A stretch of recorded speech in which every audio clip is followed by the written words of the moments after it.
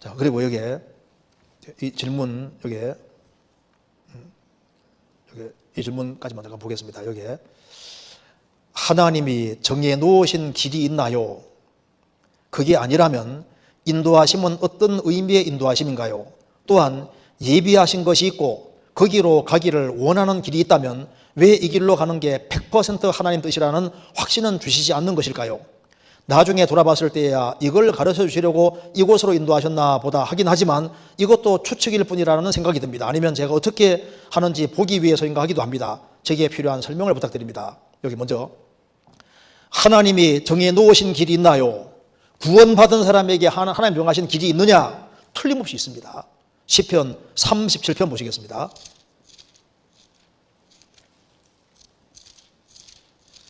시편 37편 23절.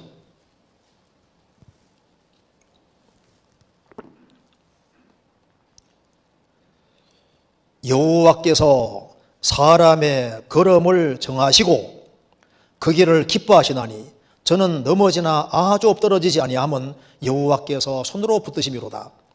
여호와께서 사람, 여기 사람이 구원받은 사람 말하는 겁니다. 구원받은 사람의 걸음을 정하시고 그 길을 기뻐하시려니 하시나니 정하신 길이 있어요. 그리고 저는 그 길을 걸어가는 가운데 혹 넘어지기도 한다 그 말입니다. 넘어지나 아주 엎드러지지 아니함은 여호와께서 손으로 붙드심이로다. 구원받은 사람은 구원받은 그날부터 주님 앞에 갈 때까지 길을 딱 코스를 정해놨습니다. 그리고 그 길을 가게 하시는 거예요. 그리고 하나님은 그 길을 걸어가는 걸 기뻐하십니다. 32편 시편 32편 8절입니다. 8절.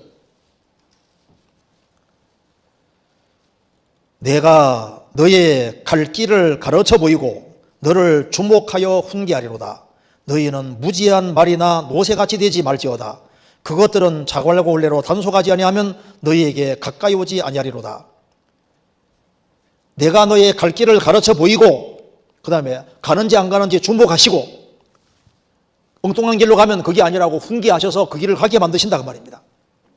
그러니 너희는 무지한 말이나 노새같이 되지 마라. 무지한 말이라는 건 뭘 말하는 겁니까? 말은 빠르잖아요. 주님 뒤를 바짝 따라가야 되는데 주님이 너무 더디게 간다고 생각하니까 주님 비키시오 하고 네가 앞장서서 이렇게 막 나가지 마라 그 말입니다. 노새는 느립니다. 주님은 저만큼 가시는데 너무 뒤에 쳐져서 가지도 말고 바짝 따라가라 그 말입니다. 주님 정하신 길이 있습니다. 그래서 하나님이 정해놓으신 길이 있느냐? 있죠. 그리스도인들 각자에게 주어진 코스가 있습니다. 바울 사도는 다메섹소상에서 구원받고 그리고 이제 3차에 걸쳐 전도 여행하고 로마까지 전도하고 로마에서 참수형 당해서 죽어서 영광 돌리고 주님 앞에 가는 게 코스입니다. 베드로 사도는 유대인들을 중심으로 해서 전도하다가 거꾸로 막 죽는 게 자기 코스인 거예요. 사도 요한은 요한계시록까지 기록하고 가는 게 코스입니다. 우리 각자에게 코스가 있어요. 그래서 여기 하나님이 정해놓으신 길이 있나요? 그게 아니라면 인도하심은 어떤 의미의 인도하심인가요? 길이 있어요. 또 예비하신 것이 있고 거기로 가기를 원하는 길이 있다면 왜 이 길로 가는 게 100% 하나님 뜻이라는 확신을 주지 않는 것일까요? 자기도 잘 모르니까. 자, 욥도 이렇게 말했습니다. 욥기 23장. 욥도 이 코스가 맞는지에 대해서 잘 몰랐습니다. 23장 10절입니다. 욥기 23장 10절. 나의 가는 길을 나도 아나니 이렇게 안 되잖아요. 나의 가는 길을 오직 그가 아시나니 그가 나를 단련하신 후에는 내가 정금같이 나오리라. 뭐 아는 것이 있는데 나의 길은 가는 길을 나는 모른다 그 말입니다. 코스가 나는 모르지만은 하나님은 아신다. 하나 확실한 것은 그가 나를 단련하신 후에는 내가 정금같이 나올 것이다. 왜 이렇게 생각하냐 하면은 11절에 내가 그의 걸음을 바로 따랐으며 내가 그의 길을 지켜 치우치지 아니하였고 내가 그의 입술의 명령을 어기지 아니하였고 일정한 음식보다 그 입의 말씀을 귀히 여겼구나. 그는 뜻을 정하시나니 누가 능히 돌이킬까? 그 마음에 하고자 하시는 것이면 그것을 행하시나니 그는 정 내게 작정하신 것을 이루실 것이라. 이런 일이 그에게 많이 있느니라. 하나님은 욥에게 작정하신 것이 있었고 그래서 그 코스를 가고 있는 중인데 왜 이런 혼란스러운 상황이 벌어지는지 모른다 그 말입니다. 10명의 자녀가 죽고 재산도 안 날아가고 병들고 이런 일이 있는데 왜 이런 일이 벌어진지 모르고 코스는 모르지만은 나에 관한 길을 나는 모르지만 주님은 아신다 그 말입니다. 하나 확실한 것은 내 범죄로 인함이 아니라 이건 단련으로 주어진 거다. 끝까지 이해하고 나중에는 정금같이 나올 것을 믿고 있습니다. 그리고 내게 작정하신 것을 이루실 것이다. 그래서 여기 질문한 대로 예비하신 것이 있고 거기로 가기를 원하는 길이 있다면 왜 이 길로 가는 게 100% 하나님 뜻이다는 확신 주지 않는 것일까요? 그렇죠. 미래는 감춰져 있기 때문입니다. 그래서 시간 지나가면은 점점 알게 되도록 정해 놓으셨습니다. 잠언 4장.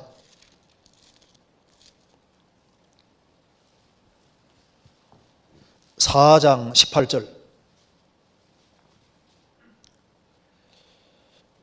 의인의 길은 돋는 햇볕 같아서 한꺼번에 확 빛나는 게 아니라 점점 빛나서 원만한 광명에 이르거니와 악인의 길은 어둠 같아서 그가 거쳐 넘어져도 그것이 무엇인지 깨닫지 못하느니라.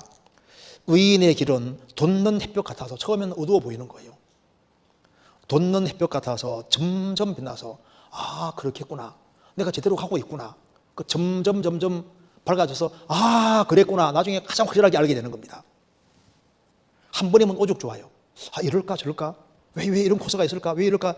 잘 모를 수 있습니다. 근데 시간 지나가면서 아 이랬을 수 있겠네. 그럴 수도 있겠네. 나중에 시간 지나가면 점점 밝혀져서 아 그렇구나. 욥 같은 경우도 요셉 같은 경우 봐봐요. 하나님 잘 섬기려고 하는데 10명들이 미움받아서 갑자기 애굽에 팔려가니까 이해가 안 되잖아요. 왜 내 코스가 이럴까? 나중에 총리가 딱 될 때 환하게 밝아진 겁니다. 아 그랬었구나. 그렇게 알게 되지 않습니까? 그래서 여기 점점이란 말이 중요해요. 점점 빛나서 원만한 광명에 이른다. 돋는 햇빛 같다 그 말입니다. 그래서 나중에 돌아봤을 때야 이걸 가르치시려고 이곳을 인도하셨나 보다 하긴 하지만 이것도 추측일 뿐이라는 생각이 듭니다. 아니면 제가 어떻게 하는지 보기 위해서인가 하기도 합니다. 그런데 여기서 이제 이것도 추측일 뿐이다. 이분은 참 의심도 많은 것 같아요. 자, 근데 이게 봐요. 근데 이게 추측뿐이라는 생각이 듭니다. 이 말도 상당히 일리가 있는데 왜 그러냐면은 하나님이 원래 인간에게 그 사람이 순종의 길을 걸어가면 훨씬 더 큰 축복을 줄 수도 있었던 거예요. 그런데 불순종해서 좋은 길은 좋은 길일지라도 더 좋은 길이 있을 수도 있었는데 더 낮은 길로 인도될 수도 있는 겁니다. 그렇잖아요? 자녀가 처음 태어났을 때, 야, 얘가 말만 잘 들으면 하버드 대학 보내야 되겠다. 조금 시간 지나가니까 영 아닌 것 같아. 그러니까, 야, 서울대학 갔으면 좋겠다. 나중에 시간 지나가니까 영 안 되겠네. 아이고, 지방대학을 갔으면 좋겠다. 나중에는, 아이고, 그냥 집안에만 사고 안 치고 집안에 있으면 좋겠다. 줄어들 수 있잖아요. 하나님은 인간의 자유의지를 존중하십니다. 그래서 순종의 길을 걸어갔으면 훨씬 더 나은 길로 이끌 수도 있는 거예요. 그러니까 좋은 길이 있지만 더 좋은 길도 있을 수 있는 겁니다. 인도는 이끌어는 가시지만은 더 좋은 길로도 이끌을 수도 있었던 거예요. 이거 참 중요한 문제입니다. 성경 한번 찾아보시겠습니다. 예레미야 10장. 이거 잠깐 정리하는 게 필요하겠습니다. 예레미야 10장 23절.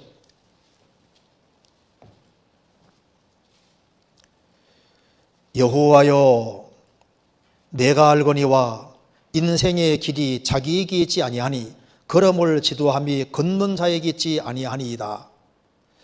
여호와여 내가 알거니와, 예레미야는 깨달은 것이 있으면 내가 알거니와 안다는 겁니다. 인생의 길이 자기에게 있지 아니하니 걸음을 지도함이 걷는 자에게 있지 아니하나이다. 하나님과 인간은 불가분의 관련이 있습니다. 하나님과 인간은 이게 떼낼 수가 없는 관계 속에 있는 거예요. 그래서 사람의 걸음이, 인생의 길이 자기에게 있지 않는다. 그래서 하나님의 인도받는 핵심 키가 뭐냐면 회개와 신앙입니다. 그래서 참으로 회개치 않는 사람, 확실한 신앙을 안 가진 사람과 회개하고 신앙을 가진 사람하고 코스가 달라지게 되는 거예요. 그래서 인생의 길은 자기에게 있지 않다. 우리는 지구상에 태어나고 싶고 태어난 게 아닙니다. 우리는 특정한 시대, 특정한 공간 안에 하나님 허락하심 속에서 태어나는 거예요.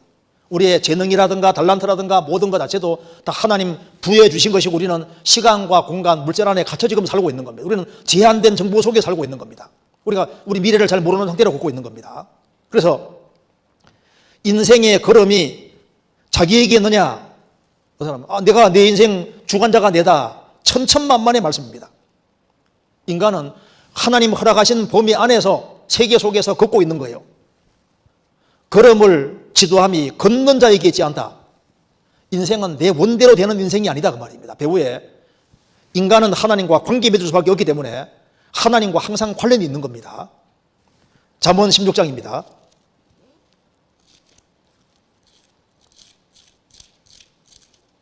잠언 16장 9절.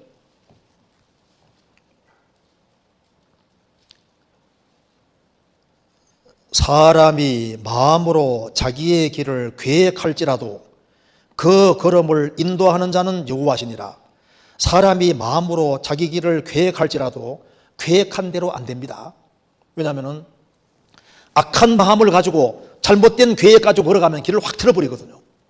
그래서 다니엘 5장에 사람의 모든 걸음을 작정하시는 여호와라고.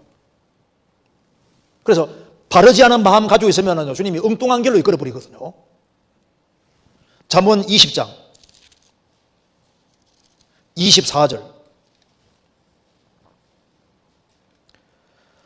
사람의 걸음은 여호와께로서 말미암나니 사람이 어찌 자기 길을 알 수 있으랴. 사람의 걸음은 여호와께로서 말미암나니 사람이 어찌 자기 길을 알 수 있으랴. 성도들도 주님이 영광스럽게 되기를 원하시기 때문에 그 사람이 바르게 행동하면은 그 사람이 원치 않는 길로 이끌어가는데 나중에 보면 가장 영광스러운 길인 겁니다. 왜? 걸음 지도하시는 분이 하나님이시니까. 그래서 잠언 3장에 너는 범사의 그를 인정하라. 그리하면 내 길을 지도하시리라. 범사의 하나님을 인정하고 살아가는 사람은 주님이 그 길을 지도하신다 그 말입니다. 정직한 주께서 의인의 측경을 평탄케 하시고 간섭을 하시는 거예요. 그리고 굽은 길로 행하는 사람은 길이 아주 험악하게 되도록 정하시는 겁니다. 잠언 13장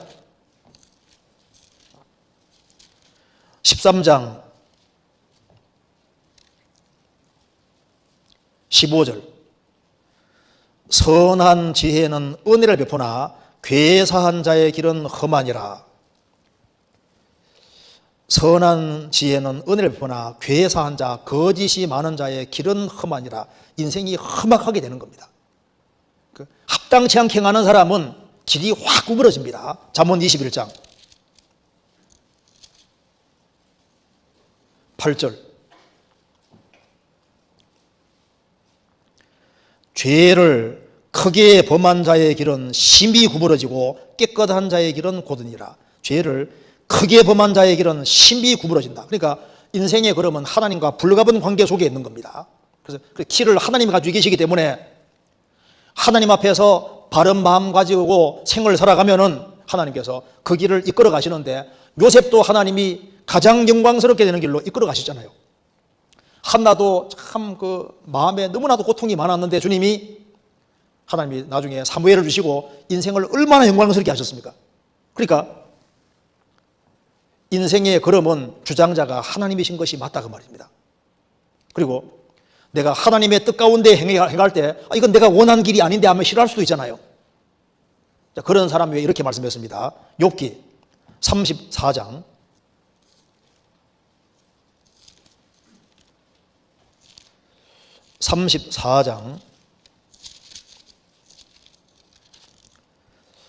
33절. 하나님이 내 뜻대로 갚으셔야 하겠다고 내가 그것을 싫어하느냐? 그러면 내가 스스로 택할 것이요 내가 할 것이 아니니 너는 아는 대로 말하라. 욥은 자기 생각한 것과 전혀 다른 코스로 인도가 되니까 마음이 너무 싫어하는 마음이 있었습니다. 내가 하나님 잘 섬기고 있는데 왜 이렇게 큰 고통 당해야 되냐고. 엘리후가 말합니다. 하나님이 너의 뜻대로 안 했다고 해서 너가 싫어하느냐? 그럼 너가 너의 인생 길을 택해봐. 한번 아는 게 있으면 얘기해봐. 너가 이런 일이 안 벌어지는 것이 너 인생의 최선이었겠느냐? 이런 일이 벌어진 게 최선이었겠느냐? 욥에게 이런 엄청난 일이 벌어진 것이 인생의 최선입니다. 그래서 욥기가 기록되고 욥 때문에 얼마나 많은 사람이 좋은 영향을 받고 있잖아요. 너가 원하는 대로 안 했다고 싫어하느냐?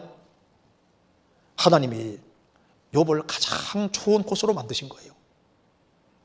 구레네 사람 시몬이 예수님이 십자가 지고 가시는데 계속 여러 번 넘어지니까 로마 군병이 너 일로 와 해가지고 십자가를 대신 짊어지웠습니다. 억지로 십자가 지고 골고다산까지 갔는데 그 일 때문에 그 집안이 구원받은 것이 나오잖아요. 인생의 길에 갑자기 십자가 지오는 일이 있고 찾는 사람이니까 주님이 그런 길을 또 엮어버리는 거예요. 에티오피아에서 예루살렘까지 마차 타고 여행하는데 진리를 구하고 찾는 사람이니까 주님이 빌립 보내서 딱 만나게 해주시잖아요. 무시 진리를 구하고 찾는 마음이 있으니까 나오미와 만나게 해주시고 나중에 보아스 신랑이 되게 신부가 되게 해주시고 다윗 족보에 들어오게 하잖아요. 인생의 길이 자기에게 있는 게 아닙니다. 아합은 하나님 등지는 길을 택하니까 그는 완전 무장하고 전쟁터에 들어갔는데 솔기사에 화살이 맞아 결국 피 흘리고 죽잖아요. 인생은 자기 원대로 되는 게 아닙니다. 압살롬이 다윗을 배반해서 반역을 일으켰습니다. 나중에 노새 타고 전쟁터에 있다가 상수리나무 가지에 머리가 다 걸리지 않습니까? 죽잖아요. 그렇게 죽을지는 몰랐습니다. 여기 질문하기를 나중에 알아봤을 때는 이걸 가르쳐 주시려고 이곳을 인도하였나 보다. 하지만 이것도 추측일 뿐이라고 생각이 듭니다. 요셉에게 물은 뭐라 할까요? 자기 인생 코스가 추측이라고 할까요? 하나님의 인도하심이라고 할까요? 요셉은 틀림없이 말합니다. 하나님의 인도하심이었다. 욥에게 물은 뭐라 했을까요? 욥은 틀림없이 하나님이 정하신 코스입니다. 신앙의 경험이 있는 사람은 추측이 나중에 확신이 되는 겁니다. 그리고 하나님의 인도를 받았다 할지라도 그것이 최선은 아닐 수 있는 거예요. 왜? 잘하는 것도 있고 더 잘할 것도 있거든요. 더 순종했으면 주님이 더 크고 더 귀한 코스를 만들 수도 있었던 거라고요. 주님은 좋은 길로 인도해 주시는 건 맞지만은 더 좋은 길이 있을 수 있는 겁니다. 드로베나 드로보사 로마 16장에 좀 너희를 위해서 수고한 드로베나 드로보사 보시는 많이 수고하고 사랑하는 보시라고 했습니다. 드로베나 드로보사가 최선이냐? 조금 더 분발했으면 그 앞에 사랑하는 이란 말이 많이 사랑하는 그 말이 붙을 수도 있잖아요. 그렇잖아요. 주님은 구원받은 사람을 이끌어 가십니다. 이끌어 가시는데 누가 가장 잘 인도받았느냐? 그거는 주님 앞에 어떤 태도를 가지고 살았느냐, 얼만큼 헌신했느냐, 거기에 따라 차이가 있을 수 있습니다. 그래서 하나님은 구원받은 사람을 다 이끌어 가시고 나중에 천국 갔을 때 야, 하나님 다 도와주셨구나 이런 걸 압니다. 그런데 내가 더 좋은 코스로 인도받을 수도 있었을 텐데 그런 후회는 있을 수 있는 거예요. 주님은 축복해 주시지만은 분량에 따라 축복해 주시는 겁니다. 그리고 확신이라는 것은 신앙의 경험 속에서 조금 더 확신이 자꾸 생길 수 있는 거예요. 추측인 것이 나중에 세월이 지나가면 확신이 될 수도 있는 겁니다. 아, 이게 주님 뜻일까? 시간이 지나가면 그걸 알게 되는 거예요. 아, 주님이 왜 이렇게 하셨구나. 영영부를 나의 찬송 주가 인도하셨네. 주님이 이렇게 인도해 가시는 겁니다. 오늘 질문이 좀 다른 질문도 있는데 오늘 여기까지 하도록 하고 또 다음에 하도록 하겠습니다. 같이 기도하시겠습니다. 자비로우신 우리 아버지 하나님, 저희들을 주의 보배로운 피로 구원해 주신 것을 감사합니다. 역사의 마지막 시대를 살아가는 저희들에게 주님이 더욱 굳건한 믿음을 주시고 또 주님 일을 잘 감당할 수 있도록 도와주시고 30배, 60배, 100배의 결실하는 귀한 인생이 되도록 도와주옵소서. 또 다음 시간 주의 거룩한 말씀께 부탁드립니다. 우리 구주 예수 그리스도 이름으로 기도하옵나이다. 아멘. 수고하셨습니다.